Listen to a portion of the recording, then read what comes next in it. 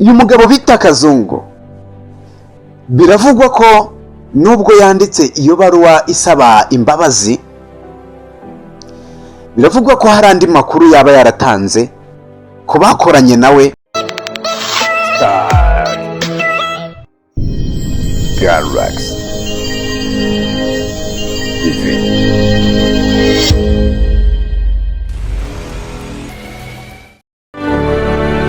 Yes, ndabasuhuje kandi nanabahaye ikaze. Twizere ko mumeze neza cyane mwese, abari mu Rwanda, abari hanze y'u Rwanda, mwese tubahaye ikaze hano kuri Star Galaxy TV. Kebrise umugwa neza imfura y'u Rwanda niyo mazina yanjye. Mwese rero nizere ko mumeze neza cyane. Ukwezi kwa 10 twizere ko kukomeje kubagendekera neza cyane. Ushobora kuba warakoze ibishoboka byose kugira ngo urebe ko hari icyagenda, urebe ko hari impinduka wabona mu buzima bwawe, ariko inyamara bikaba bitari gukunda ku mpamvu zitaguturutseho cyangwa se ziguturutseho.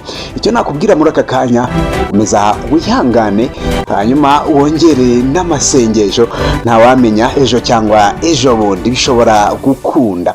Nge rero mbanje ngo tubane mu makuru abagiye atandukanye hano kuri Star Galaxy TV, ariko muri aka kanya inkuru ingezeho, amakuru ari kutugiraho aturutse IMAGERAGERE aho Kazungu afungiye. Nta makuru rero atandukanye aturutse hariya tugezeho muri aka kanya. Niyo mpamvu ngiye kugusaba ngo ntize igihe cyawe, hanyuma untize umwanya wawe, tugaruke kuri aya makuru turebera hamwe kubiri kuvugwa kuri uyu mugabo Kazungu, umugabo wamenyekanye nk'umugabo wakoze ibikorwa bidasanzwe ariko by'ubugome, ibikorwa bibi cyane, ibikorwa bya kinyamaswa kabisa. Niwe rero tugiye kugarukaho, tumuganireho, tumenye ibintu byinshi cyane kuri uyu mugabo. Wise wibaza ngo rero ko tuzi ko Kazungu afunzwe kandi anacungiwe umutekano, none se yacitse? Uri kwibaza utubazo twinshi, harimo no kuba ubwo se ngo Kazungu yacitse. Oya, ntabwo Kazungu yacitse, ariko nyine niyo mpamvu ngusaba ngo untize icyo gihe cyawe, tugaruke kuri ayo makuru ari kuvugwa kuri uyu mugabo Kazungu. So uko biteye rero, uko bimeze, amakuru atugezeho muri aka kanya kuri Kazungu, biravugwa ko uyu mugabo bita Kazungu Deni, mwumvise wishe abantu benshi cyane, akemera ko yishe abantu nyine 14. Muri 14 hakabonekamo 12, abandi 2 bikaba bivugwa ko yabatetse. Akaba ari nawe witangarije ayo makuru yuko yabikoze mu rwego rwo kugira ngo asibanganye ibimenyetso.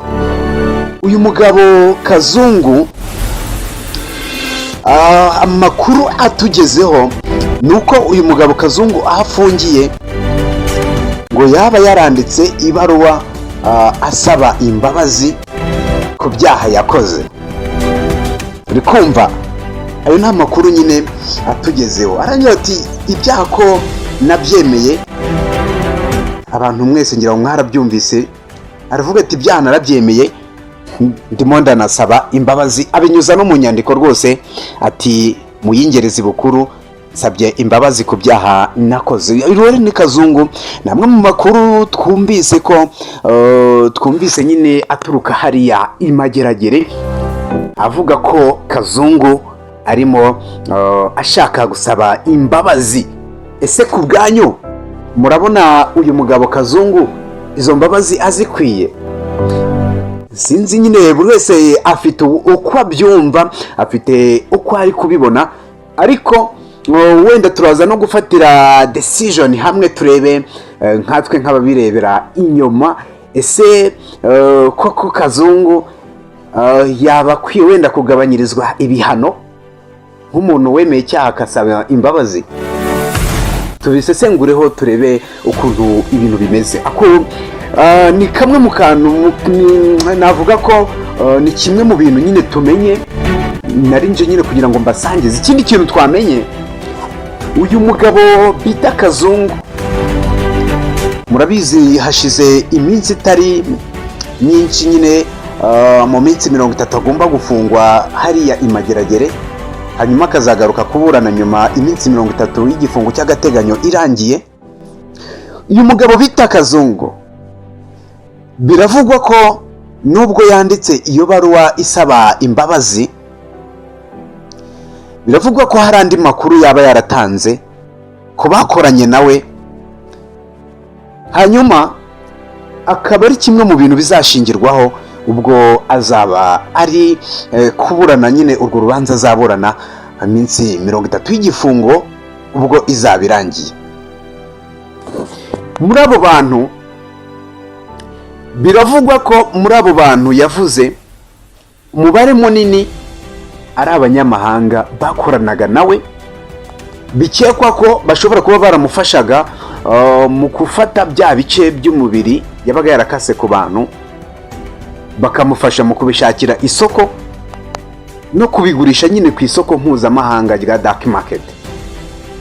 Kumva ayo rero namwe mu makuru Kazungu abakomeje kugenda yitangira avuga nyine, urabona ko uko iminsi igenda ishira bishobora kuzarangira ino minsi 30 avuze ibintu byose n'abantu bose bakoranaga, nimba koko yarafite abantu bakoranaga nyine iyi minsi 30 ikazarangira bose abashyize hanze bavuzwe. Kuko utekereje ntago Kazungu bari abantu yaba yarabishe wenyine akica umubare ungana kuriya, tutanajye naho ngo twemeze koko niba bari abantu 14 aribo yishe gusa, bari nibo yavuze. Ntago tuzi neza nimba koko ibyo yavuze ari ukuri. Ntago ibintu Kazungu yavuze ushobora kubigira ukuri 100%, uri kumva. Rero niyo mpamvu bikekwa ko iyi minsi 30 ishobora kuzarangira abantu bose yarabavuze baramenyekanye.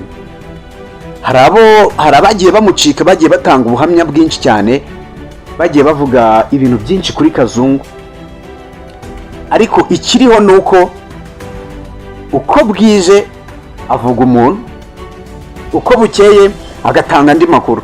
Rero iminsi 30 ishobora kuzarangira habonetse andi makuru ayerekeranye nabo bagiye bakorana, kuko birashoboka ko Kazungu yari umwambasaderi w'abo bantu nyine yavuze b'abanyamahanga batari amazina yabo ntarajya hanze, ariko nayo nabo bazamenyekana, tubamenye nk'uko twamenye nyine ayo makuru yiwe, ibyo byose abishyire hanze.